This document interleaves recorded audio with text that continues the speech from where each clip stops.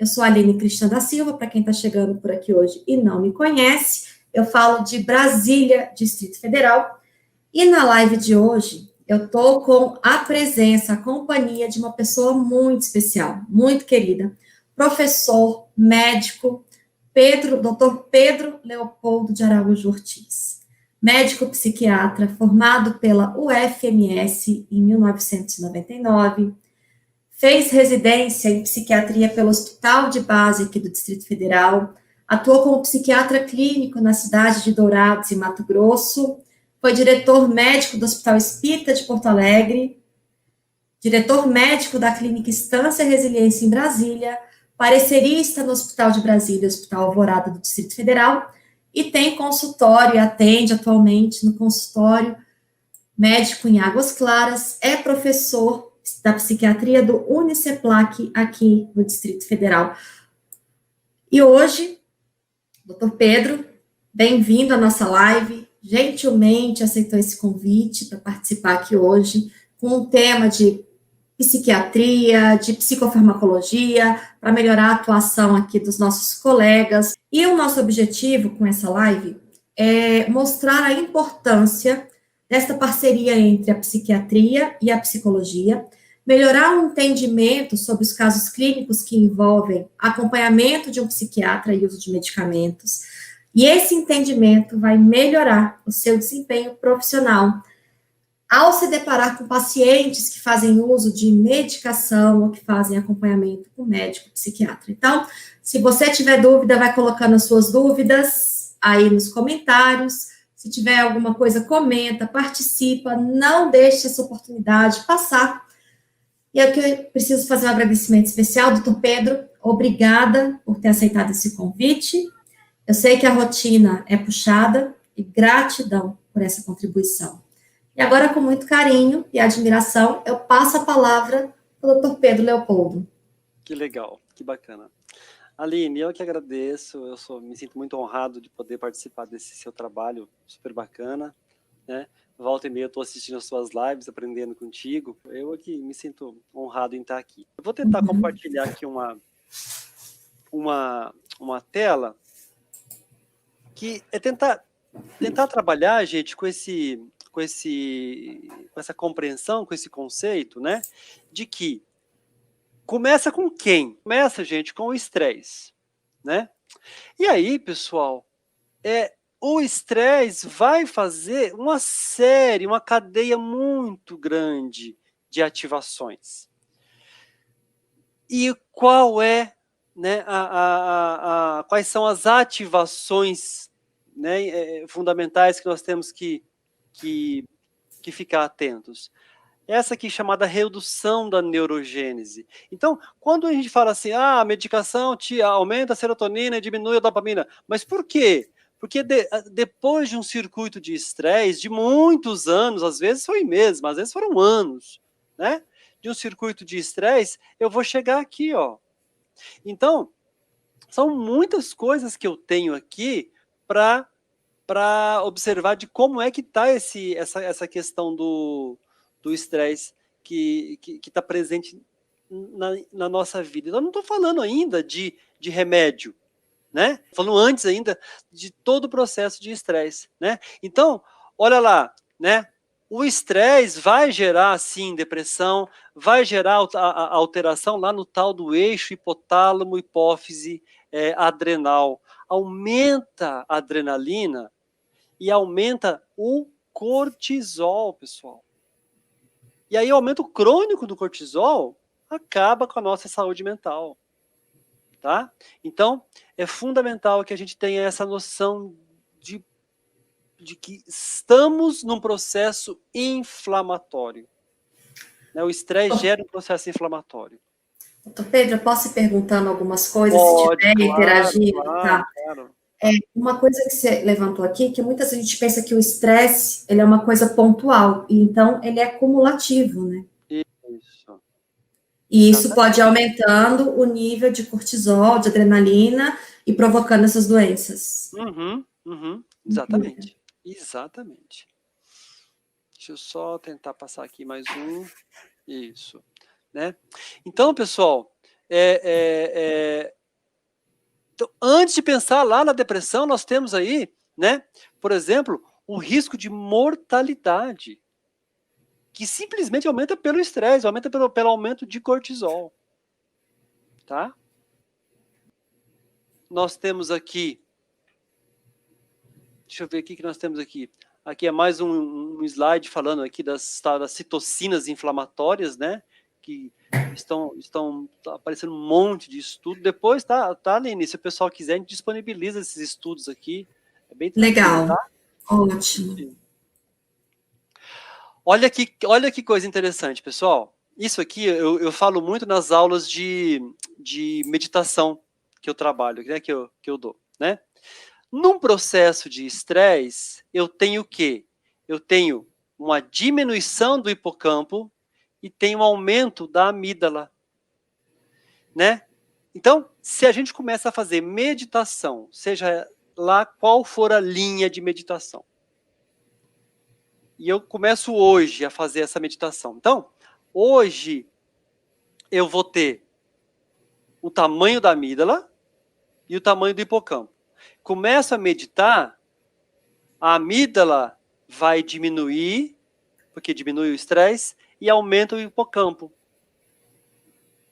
Olha que coisa interessante. Tá? A amígdala é a função do perigo, do alerta. Isso. Então, aí diminui a adrenalina. Exatamente. Diminui o cortisol. Interessante. Exatamente. Tá? Ou seja, aí esse estudo, gente, essa realidade se replica, ela acontece também se eu faço terapia, se eu faço um tratamento medicamentoso. Ou seja, se eu reduzo o estresse. Tá? Então, é fundamental perceber que existem elementos neste cérebro que estão afetados, estão se transformando, estão se alterando no processo de estresse. Nem chegamos lá na depressão ainda. Uhum. Tá? E aí, gente, olha só, né? Então, o processo depressivo, ele está associado com todas as monoaminas, né? Na verdade, não é trimonoamina, várias monoaminas, tá? Vamos falar aqui de 3 que são muito importantes. Gente, olha só. A tal da dopamina, né? A dopamina, ela está associada à função executiva, à concentração, a foco, né? Ao ter de fazer alguma coisa, eu levanto e faço, né? Associado com a dopamina, a noradrenalina também está associado com atenção, com vigilância, né? E aí entra aqui a histamina e a acetilcolina, que estão associados com cognição, com a parte cognitiva. Tá? A serotonina está associada realmente com um pouco mais de... Eu não vou dizer só prazer, tá? Prazer está muito aqui, ó, dopamina. Mas a serotonina está associado muito com o não sofrer. Sabe aquele momento, aquela situação de sofrimento, né? A serotonina, ela alivia esse sofrimento aqui. Então, aqueles antidepressivos que trabalham só com a serotonina, tá? Só entre aspas, tá, gente? Que trabalham só com a serotonina, são diversos tipos de serotonina, são diversos receptores de serotonina, eles trabalham com um processo que eu brinco com os pacientes, que é meio que um anestesiar. Sabe? Tirar o sofrimento. Exato, eu tô passando por um luto, né? Ela dá esse alívio aqui, né? A dopamina está extremamente associado, mais uma vez aqui, dopamina e noradrenalina, com uma patologia / característica, né? Que é o tal do TDAH e disfunção executiva. Então, dá para tratar a pessoa com TDAH, eu preciso de dar Ritalina, eu preciso tentar trabalhar exercícios e atividades que também aumentem dopamina e noradrenalina. Tá? Vamos lá. Olha que coisa interessante, né? E aí volta mais uma vez a ideia de neuroplasticidade. Se eu estou numa condição de saúde, pessoal, tá? Eu tenho, olha aqui, os neurônios bonitinhos, perfeitinhos, né? E a neuroplasticidade, numa situação de estresse, existem as chamadas podas neurais, mortes neurais. Então, gente, a neuroplasticidade é a capacidade, né, do sistema nervoso de mudar, de se adaptar, de se moldar, né, tanto estrutural quanto funcionalmente. Olha que interessante. Você tem um sistema nervoso que se adapta todo dia, estrutural e funcionalmente. Só que se entra um estresse, a dificuldade de adaptação no dia a dia é mais difícil. Né? Então as experiências ficam mais sofridas. Imagina, né? Tem uma pergunta aqui, doutor Pedro, que é: a qualidade do sono interfere na produção da serotonina, dopamina? O sono tem relação, não sei se vai chegar ainda, se estou antecipando, né? Mas isso diminui, facilita, aumenta, favorece, contribui? O sono... Na verdade, daqui a pouquinho vamos chegar lá, no sono. Vamos falar um pouquinho dele, tá? Se eu não tem uma chegar... outra pergunta. Tá, e tem uma outra pergunta, se é assim, falta dopamina em quem tem TDAH? Sim. Tá? Existem diversas maneiras de a gente aumentar essa dopamina, e isso é comprovado. O cérebro de quem tem um TDAH clássico, né, principalmente a região aqui que a gente chama o frontal, aqui o pré-frontal e o frontal, eles estão com menos dopamina. Tá? Então, sem dúvida, essa é uma verdade. Né? Tá. Olha lá a neurogênese, tá? Se tem serotonina, olha que bonitinho, gente. Se tem serotonina, a possibilidade de neurogênese ela é muito maior do que sem a serotonina. Estamos falando, gente, de um neurotransmissor. Aí você imagina os outros neurotransmissores. Tá? Existe um dos marcadores que a gente trabalha de inflamação, é a chamada homocisteína. Homocisteína, até pouco tempo atrás, era só conhecida lá na vascular, né? Na área da vascular, que era a predisposição a formar trombos. Mas aí hoje a gente vê que a elevação da homocisteína pode causar neurotoxicidade. Tá? Neurotoxicidade, gente, vai trazer o seguinte: qual é a minha tendência? Eu tenho tendência a deprimir? Eu tenho tendência a psicotizar? Eu tenho tendência a fazer um processo mais de apatia, mais de euforia patológica, né? Então, se eu tenho aumento da homocisteína, é capaz que eu vou possibilitar mais ainda a minha tendência. Estou falando de processo inflamatório ainda, tá, gente? A minha tendência no que adoecer. Se eu sou um TDAH, a minha dopamina vai diminuir. Olha aqui, ó. Se eu sou um TDAH, minha dopamina vai diminuir. Então, eu vou ficar mais TDAH ainda. Vai ser mais difícil ter atenção, né? Então, a homocisteína hoje é um marcador simples que a gente pode pesquisar. É bem interessante, bem bacana a gente pesquisar a homocisteína. Tá? Então, olha só. Se pessoas que comem mal, né, tem pouca B12, pouca B6, né, doenças, patologias da tireoide, doenças renal, né, processos autoimunes como a psoríase, uso de alguns remédios, né, processos patológicos como artrite reumatoide, doenças inflamatórias intestinais. Gente, isso aqui, ó, perguntar é muito importante. Por quê?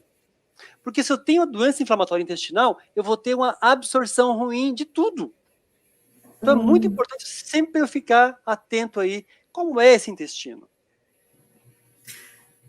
É interessante, né, porque, de modo geral, as pessoas, né, algumas pessoas não entendem a importância do intestino para o funcionamento psíquico. Da pessoa como um todo. Isso. Né? Aí, nessa doença inflamatória intestinais, entra, por exemplo, a síndrome do intestino irritável ou é outra coisa? Estou viajando aqui. Sim, entra. Mas aí tá fácil, Aline. Tá fácil. Por quê? Nossa, a pessoa tem uma síndrome do intestino irritável, né? Eu sei que tem uma patologia lá. Já tem um O diagnóstico. problema, exato, tem a patologia, está diagnosticada, e provavelmente essa pessoa já é tratada. O problema é aquela pessoa que tem um intestino irregular, aquela pessoa que tem intestino preso ou várias diarreias, né? Aquela pessoa que não come direito, a pessoa que tem dores abdominais, volta, me sinto estufado, se sente cheio, né? Aquela plenitude que a gente chama estomacal. Não comi nada, estou sentindo cheio. Então, isso são processos que podem dar indício de doença inflamatória intestinal e que ninguém vê, só vai ver a hora que chega um problema mesmo, que é um cólon irritável, né? Ou ainda um câncer, né? Então já vai tendo sinais aí ao longo de todo Isso, nada chega nada chega, né, de uma vez, né? Uma doença intestinal, ela chega, vai dando sinais, hábitos de vida, né, como tabagismo, consumo excessivo de café, chá e vegetarianismo. O vegetarianismo está aqui pensando na redução da B12, tá? Uhum. E aí, gente, existe um negócio hoje que está na medicina, que a gente pesquisa, tá? Como é que é o metabolismo do folato nos processos depressivos. Então, a gente tem um genezinho que é chamado metileno tetrahidrofolato redutase. E aí, é de pesquisa esses dois genes aqui. E, geralmente, quando a pessoa tem redução na atividade, né, a gente faz uma suplementação de metilfolato e é muito bacana. É muito bacana a resposta. Eu tenho tido pacientes que eu tenho tirado a medicação e deixado só o metilfolato. Tem sido bem legal a resposta. E metilfolato, né, é uma coisa que a gente compra na farmácia sem receita, então é muito, muito tranquilo. Tá? Esse slide aqui está muito complicado, eu vou passar ele. Esse slide aqui é legal, né? Então, o que acontece, gente? O metilfolato, ele está associado na produção dessa substância aqui, ó, chamada biopterina. Então, a biopterina, ela está associada na produção da dopamina, noradrenalina e adrenalina. A biopterina está associada na produção de serotonina e melatonina. Tá? Então, se a gente diminui a produção daquela enzima lá, tá? Que é metileno, tetrahidrofolato redutase, eu tenho menos metilfolato. Se eu tenho menos metilfolato, eu tenho menor produção das monoaminas. E por falar em monoamina, né, gente? Vamos lembrar aqui então da melatonina, que é a questão do sono. Pessoal, no sono o sono não é um desligar do cérebro. O sono é uma atividade fisiológica muito complexa. Então é no sono que nós produzimos vários hormônios, é no sono que nós produzimos processos de relaxamento e recuperação muscular, é no sono que a gente faz, entre aspas, uma limpeza de algumas substâncias do cérebro que estão no metabolismo. Então, o sono é um processo muito, muito ativo. Então, o profissional que faz esse cuidado da saúde, é fundamental que ele olhe para o sono. Porque, às vezes, se conseguir organizar a higiene do sono, já está um caminho muito grande feito. Higiene do sono é fundamental. Então, eu recomendo muito que fique atento à higiene do sono, tá? Aproveitando aqui o gancho da melatonina. Melatonina. Tá? Essa suplementação que as pessoas têm feito de melatonina, meio sem sem prescrição, vou tomar melatonina porque eu vou dormir. Isso é prejudicial? Aline, não vejo como prejudicial, não. Eu acho que vale a pena, como é uma suplementação, vale a pena testar, sim, né? Uhum. E se não houver uma boa resposta, aí sim, procura um médico especialista em saúde do sono, né? Mas é fundamental, né? A gente sempre fala, é fundamental trabalhar a higiene do sono. Higiene do sono. Porque trabalhando a higiene do sono, né, você diminui o processo inflamatório. Né? O processo inflamatório já reduz. Uhum. Perfeito. Então vamos lá, gente. Mecanismo de ação dos antidepressivos. Tá? Então, basicamente, os antidepressivos trabalham com o quê? Ele vai, por exemplo, né, eu tenho aqui um neurônio pré-sináptico. O que é sinapse? Esse espaço aqui. Tá? Isso aqui é esse espaço que chama sinapse. Sinapse é. Eu tenho aqui um neurônio pré-sináptico. Vou pegar esse aqui primeiro. E aqui eu tenho um neurônio pós-sináptico. Então, aqui no pré-sináptico, eu vou liberar, por exemplo, a serotonina. Então, vem aqui e libera a serotonina, tá? E essa bombinha aqui, ó, chama bomba de recaptação da serotonina. Então, quando a serotonina vai voltar para dentro, né, o antidepressivo vem aqui, ó, tá? Possibilitando que tenha mais serotonina.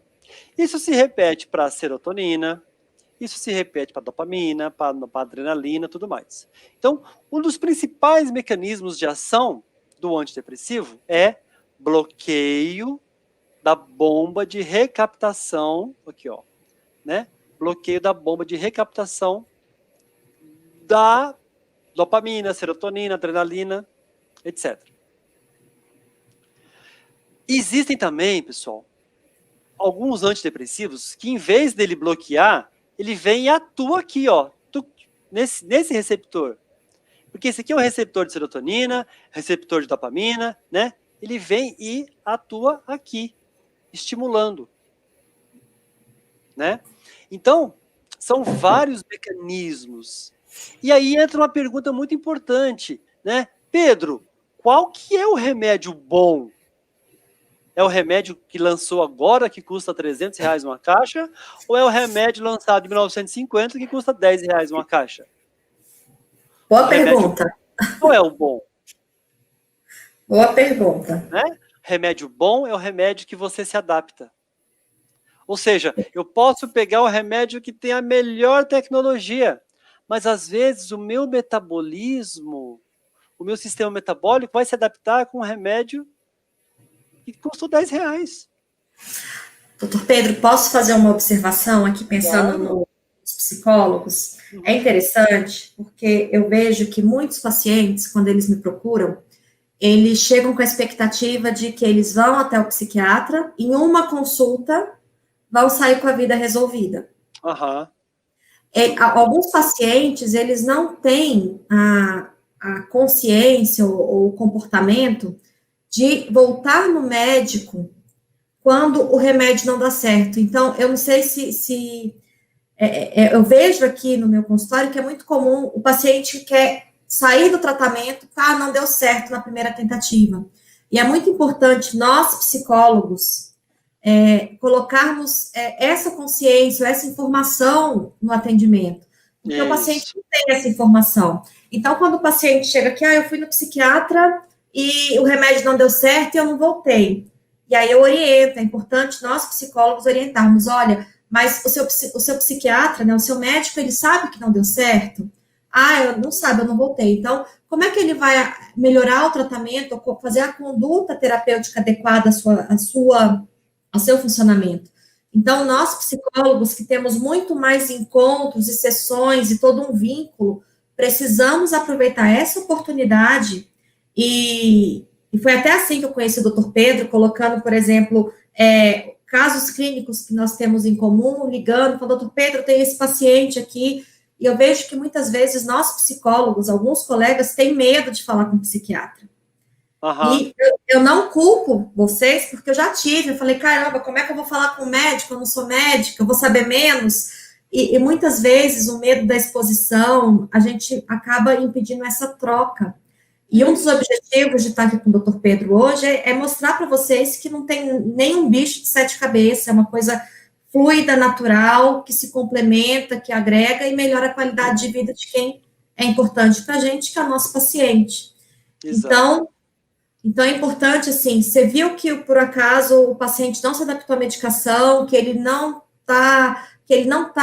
não aderiu ao processo de, de uso de medicação, conscientize o seu paciente a voltar no psiquiatra e falar exatamente o que ele sentiu, encorajar o seu paciente a falar a verdade para o psiquiatra, que tem pacientes que falam que tomam medicamento e não tomam medicamento. Exato. Então, é importante nós que estamos desse lado daqui encorajarmos o nosso paciente a ter uma relação muito transparente Aham. e de informação com o psiquiatra, porque o psiquiatra não adivinha que não deu certo se o paciente não.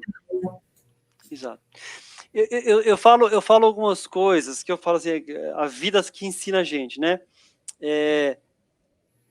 Eu aprendi hoje a olhar para o paciente e falar o seguinte: olha só, quem tem que honrar o seu dinheiro, o seu tempo, sou eu. E você não está aqui para me agradar. Porque às vezes o paciente tem medo, tem dificuldade de falar, não, o remédio não foi bom. Né? Você não está aqui para me agradar. Óbvio que eu não vou passar um remédio para te fazer mal, mas você não está aqui para chegar, vou na próxima consulta com um sorriso lindo no rosto. Você não está pagando a consulta para me agradar. Então, é fundamental que você me fale, né? É óbvio que eu pago um preço caro por isso, porque meu WhatsApp vive cheio, meu WhatsApp pessoal todos os pacientes têm, né? Eu pago um preço caro por isso, mas é o jogo, né? O paciente, se não sentiu bem, nós vamos tentar ajustar o remédio o mais rápido possível. Então, não tem o remédio perfeito e também não existe a técnica perfeita de ajuste. Às vezes a pessoa me descreve um quadro que eu falo assim, é claramente uma síndrome com uma falta de dopamina. Aí eu vou lá e coloco. E é uma tragédia. Então, o paciente, o médico que fala, eu não gosto de tal remédio, você já pode, porque você não tem, o remédio não está ali para gostar. O remédio vai se ajustar a cada tipo de paciente. Perfeito. Tá? Então, esse é o nosso trabalho. E aí, gente, hoje em dia, né, colocar-se acima do saber de um colega de trabalho é algo de uma mediocridade, de uma insegurança muito grande. Então, a gente trabalha como equipe. Vocês fazem um trabalho, eu faço outro. Às vezes eu trabalho também com terapia ocupacional associado, né? Eu trabalho muito com casos de... Eu até te falei, né, Aline? Um caso de autismo, então eu preciso de terapia ocupacional, eu preciso de fono. Gente, nós somos uma equipe. Não tem como a gente falar assim, não, eu sei mais do que você, eu tô certo. Não, vamos decidir junto para onde caminhar. Né? Então, é fundamental tentar, você sabe, tentar trabalhar esse vínculo com o psiquiatra do seu paciente. Tá? Eu falo isso sempre, mas ó, vocês estão ouvindo agora não de mim, né? De um médico psiquiatra. Eu falo isso sempre. Ó, aqui tem elogio, muito bom, parabéns pela iniciativa. Doutor Pedro explica muito didaticamente. Aqui tem a Rita, que colocou assim: existe algum exame que vai detectar qual dos mecanismos que será beneficiado por determinado tipo de remédio? Isso Rita, existe um exame que é o que a gente chama de farmacogenético, tá? O exame farmacogenético nos dá uma pista de que, olha, a pessoa vai ter problemas com tal remédio, né? Ou vai ter problemas com dose de tal remédio. Mas é algo muito, muito delicado, porque não dá para a gente colocar na responsabilidade do exame.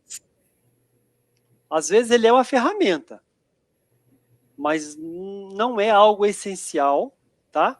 E eu uso quando vários remédios não deram certo, a gente vai testar uma medicação. Mas o que eu digo para vocês, gente? Antes de chegar nessa coisa do remédio, desse exame e tal, eu sou um cara muito chato, né? Meu, trabalha um processo terapêutico decente. Porque senão eu vou ser só mais um psiquiatra, porque o remédio vai chegar só até a página 10. Ah, alivia uma angústia, alivia não sei o quê, mas o processo terapêutico não aconteceu de fato. Então, avalia, né? O que a gente chamar de falha terapêutica, falha medicamentosa, nenhum remédio deu certo, olha bem o processo terapêutico. E existem até também ciclos de manutenção, né? Às vezes os pacientes que não se adaptam a remédio nenhum, eles têm ganhos secundários, por não se adaptar a medicamento nenhum. Exato. Às vezes é a família que está dando atenção, às vezes está se beneficiando de um afastamento do trabalho, às vezes ele está, se beneficiando de alguma forma, e se a gente não tiver muita atenção para isso, nós psicólogos podemos entrar no ciclo de manutenção de problema do nosso paciente. Exatamente. Você acaba entrando nesse ciclo de manutenção do problema. Doutor Pedro, se você puder falar um pouquinho sobre a ansiedade. A ansiedade é uma coisa que agora com pandemia, com tudo, sobre um pouquinho da ação desses ansiolíticos, só entrar um pouquinho na questão da... Tem 2 pontos que eu acho importantes. Primeiro, que a psiquiatria, assim como a psicologia, ainda assusta muita gente. Sim. É para doido, é para fraco. Existe ainda muito preconceito, às vezes, quando o tratamento é com psiquiatra ou com psicólogo. Esse é um ponto, né, para encorajar os colegas a fazerem os encaminhamentos quando perceberem a necessidade, e não só para medicamento. Uma coisa que eu faço às vezes que eu encaminho não é para passar medicamento, mas para ajudar a fazer um diagnóstico, né? Então, acho que esse olhar multidisciplinar, às vezes o paciente ele não precisa de remédio, mas ele às vezes precisa de um diagnóstico. Isso. Às vezes entender o problema faz toda a diferença para ele se entender, compreender e ver o que está acontecendo por dentro dele, que não tem uma explicação, às vezes, de origem externa ao diagnóstico. Outro ponto é a questão existe a banalização dos medicamentos, né? As pessoas ainda conseguem comprar o medicamento e tomar por conta própria. Sim. Às vezes pega o remédio de alguém da família. E eu acho importante nós, psicólogos, estarmos sensíveis, porque a gente escuta o que o paciente fala e a gente tem a possibilidade ali de fazer uma boa orientação. Eu queria que você pudesse explicar um pouquinho sobre antidepressivo, ansiolítico, ansiedade, como que funciona isso. Então, a pandemia veio nos ensinar, né, gente, muito bem o que é ansiedade. Por quê? Antes, a gente podia falar assim, a ansiedade é o medo de alguma coisa inesperada, né, é alguma coisa que vai acontecer e eu não sei, aquela sensação assim. Agora não. Agora eu tô vendo gente morrer do meu lado.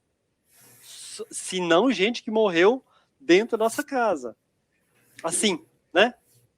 Inclusive pessoas saudáveis. Então, isso gera a ameaça. A ansiedade está associada a uma ameaça. E qual é a estrutura associada à ameaça no cérebro, ali, que a gente mostrou agora há pouco? A amígdala. Amígdala. Né? Isso, alerta. Então, nós estamos muito mais alertas, muito mais atentos, porque o estresse aumentou, né, todas as estruturas de atenção, todas as estruturas de luta e fuga foram estimuladas. E aí a ansiedade sobe. Então, eu sempre peço, gente, óbvio que nós não vamos aqui demonizar o Rivotril ou o diazepam. Não estamos aqui para isso, pelo contrário, nós estamos aqui para fazer uso racional, né, do benzodiazepínico. Por quê? Porque se bem usado, a gente usa por pouco tempo e tira. Se bem conduzido, você vai usar por um tempo e vai tirar. Esse é o tchan. Mas enquanto usa, aprender a lidar com ferramentas transformadoras, né?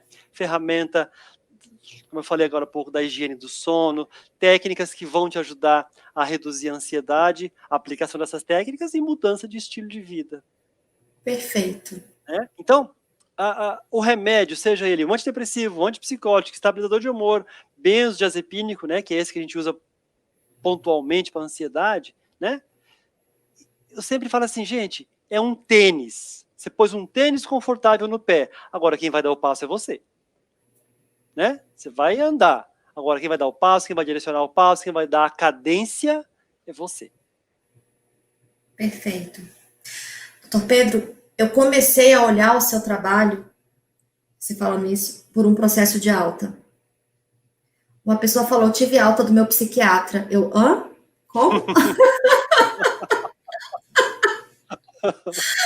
Foi assim que eu falei, peraí, eu quero conhecer esse psiquiatra, quero.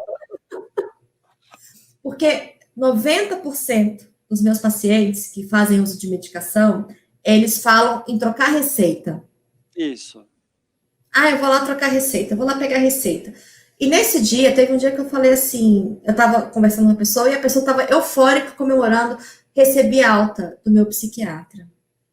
E isso que você falou agora, né, que medicamento tem início, meio e fim, né? E esse processo de transformação é chamar atenção para nós, psicólogos, que aí é nosso papel. A gente não dá para a gente esperar também milagre de medicamento e milagre da psiquiatria. Nós temos que chamar aí a autorresponsabilidade para a nossa prática profissional. Né? Para esse movimento de parceria. Não tem milagre nem de um lado, nem do outro. Né? Tem pacientes que precisam do remédio. E a gente negligenciar isso é perigoso também. Nós precisamos incentivar sempre que a gente percebe que a situação é grave. A gente precisa. Um exemplo disso, um caso, né, eu acho que é clássico na psicologia, paciente com ideação suicida, paciente que está correndo, que tem tentativas de autoextermínio, é encaminhar sem dúvida para avaliação de um psiquiatra. Precisa passar por um psiquiatra. Né? E é isso, Pedro. Deixa eu só falar um pouquinho dessa questão da ideação suicida, né? Eu acho que tanto o psicólogo quanto o psiquiatra, nós somos hábeis e capazes de acolher uma pessoa com ideação suicida. Só que também nós somos responsáveis por indicar uma internação.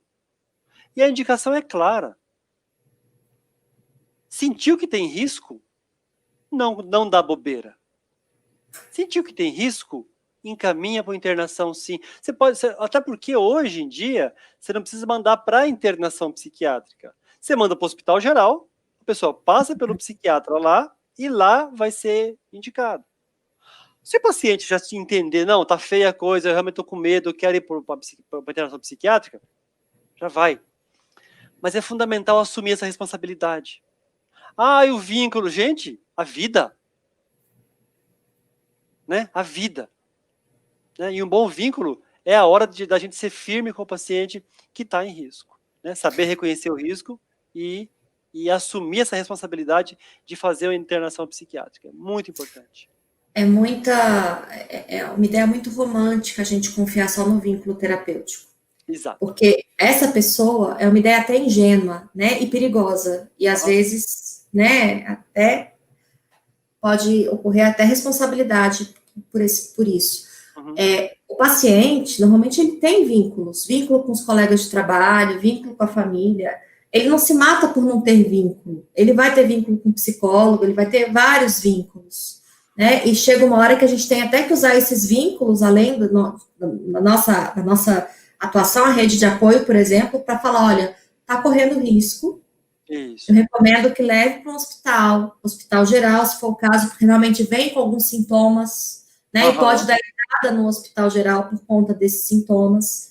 Então, agora, é perigoso quando a gente não se posiciona também. Exato. Perigoso para a nossa atuação, para a nossa prática profissional. Fundamental. O lítio é usado ainda, doutor Pedro? Lítio é um remédio maravilhoso. Esse sim é bom. Maravilhoso. Maravilhoso. O lítio tem uma ação, assim, gente, que ainda é pouco estudada, pouco conhecida, né? Eu estava tentando até aqui trazer um modo didático para explicar como é que o lítio funciona. Não tem. Ou é um calhamaço de coisa na bioquímica, tá? Ou assim, mecanismo de ação pouco conhecido. E é pouco conhecido, né? Só para vocês entenderem, ele substitui o sódio, o sal, o sódio, né? Lá na transmissão nervosa, e ele dá mais estabilidade. Só que ele tem uma coisa muito bacana, que é comprovadamente proteção neural, né? Se o neurônio vai morrer por aquele estresse, o lítio faz a proteção neural. Se o neurônio vai degenerar, o lítio faz proteção neural. Então, é uma medicação muito boa quando bem usada, e óbvio, tem paciente que não se dá de jeito nenhum, mas, e aí volta mais uma vez, né, coisas que a gente usa, que a gente fala que é o tal do off-label, né, que não está na bula, não está na prática. Eu estava em Porto Alegre, tinha psiquiatras que tinham a minha idade de hospital. Então você tem que escutar esses caras, né? Você fala assim, meu Deus, né? Quando eu nasci, esse cara estava dentro do hospital. Experiência. E aí, e às vezes eu via lá, o cara passava meio comprimido de lítio.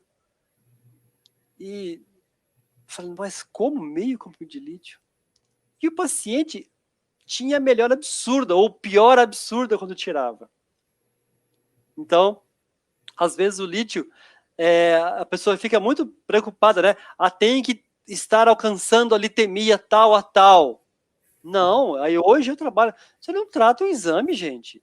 Você trata o paciente. Se ele se sentiu muito bem, obrigado, com um comprimido e meio de lítio, tá ótimo.